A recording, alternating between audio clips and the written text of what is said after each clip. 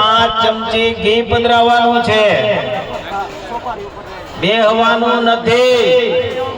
ઓમ મહાપુનસ્વાદિત્યારુશ્રાવસાવાહ સામિંધાદામ નરમાણો વાસુને તજગ્ને દ્રઢેન તમ તમ વર્ધયસ્ય સત્યાહ સંતુ યજમાનસ્ય વ્યાહ। હવે તમે જેનાથી ઘી હોમતા હતા એ ઘી હોમવાનો સર્વો કે સૌથી હોય એને અગ્નિમાં બોળીને એમાંથી ભસ્મ વાળી કરીને બહાર કાઢવાની છે।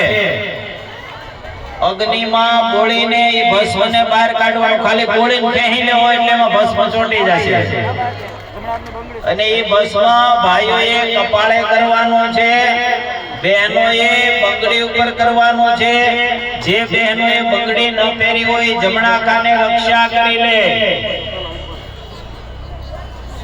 હવે યજમાન સિવાય કોઈને શ્રીફળ હોમવું હોય તો એ અલગ અલગ કુંડની અંદર પધરાવી શકે છે।